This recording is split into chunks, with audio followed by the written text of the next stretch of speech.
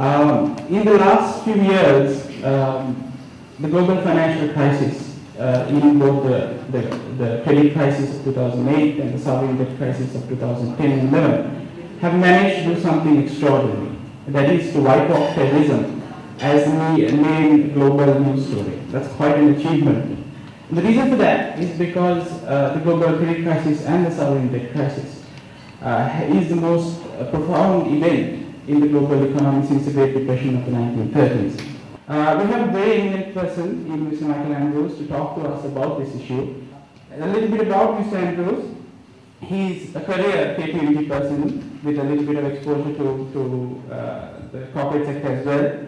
He's been there at KPMG for over 3 decades and was previously the head of Asia Pacific region for KPMG and also head of the KPMG Australia. Previously served as the managing partner of KPMG Australia's Melbourne office and was the deputy chair of KPMG Australia from 2001 to 2007. Long-term trends that I think we need to understand that is actually happening in the world at the moment.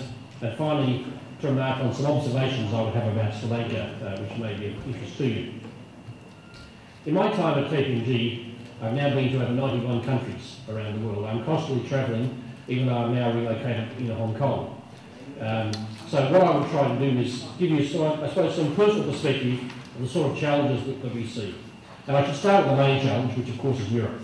A day doesn't go by and there's another chapter being written in the euro currency crisis, which effectively started in Greece, but really was the catalyst for highlighting a number of structural impediments that exist within that union, either from a governance, institutional, or operating perspective. And almost my first day as KPMG chairman, I was on a call to say how should we account for the Greek debt, and was staggered to find that there was very strong resistance from politicians and regulators to actually deal with the issue. Our view, the debt was trading at 50 cents to the dollar and needed to be recognised in the balance sheets. The regulators said this would create massive instability in Europe, and a number of the major banks simply weren't in a position to absorb losses of that capacity. Now, this was a problem because of the 27 countries in Europe, 23 of them did agree to absorb the losses at 50 cents to the dollar, 4 did not. So all of a sudden, we had already the first sign that this was not a united fiscal approach to solving the problem, result of which markets very quickly lost confidence in European institutions to work through these particular issues. I'm pleased to say now that a plan is beginning to emerge to actually put more stability into Europe, and I would observe to you that the issue at the moment is that it's a good plan, but it's a short-term plan. It will stabilise the issue. The real issue is how do you endemically address the fundamental concerns of over-leverage, the lack of fiscal integration, and the issues around the cost structures as to how Europe can remain competitive in the current environment. And as you know, there are a number of issues enshrined in the European Constitution, the social chapter in particular, which makes it very difficult for them to reposition themselves to be competitive in that global market. So it's interesting. The plan basically says, well, we will share the initial pain between the private sector and the public sector. We will then recapitalise the major banks in Europe and shrink their balance sheets.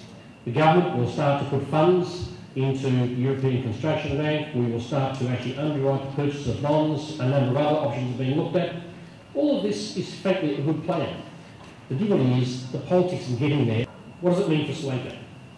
Well, I think the key thing is, for the first time, you're facing a degree of political stability, and that is really important, I think, for international investors. If you want to attract FDI, then I think there's a re-education that needs to take place in the world that Sri Lanka now is starting to develop a very clear long-term plan. I think the very fact that you're focused on opening up gas markets, that you are concentrating on food, that you're concentrating on services and tourism are all really good initiatives. But the question is actually going to deliver on those initiatives going forward, because you're in a very competitive market.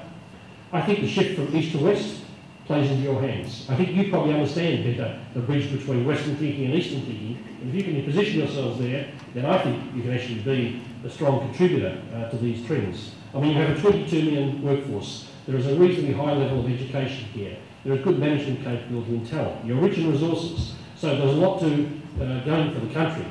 But I think the perception outside Sri Lanka needs to change, and we need to understand exactly what Sri Lanka has to offer going forward. That's why we're here this week at KPMG, to really try and get a first-hand understanding of the sort of trends that have been mentioned to us at our global meetings. So, the short term, 2012 will be an extremely challenging year. I suspect 2013 will still be a bit painful at times for many countries. But I think with the long-term sustainable growth in China and the high-growth markets, I am very confident in the medium to long term that the transition of the global economy from the east to the west will benefit many, many countries, including Sri Lanka. Thank you very much.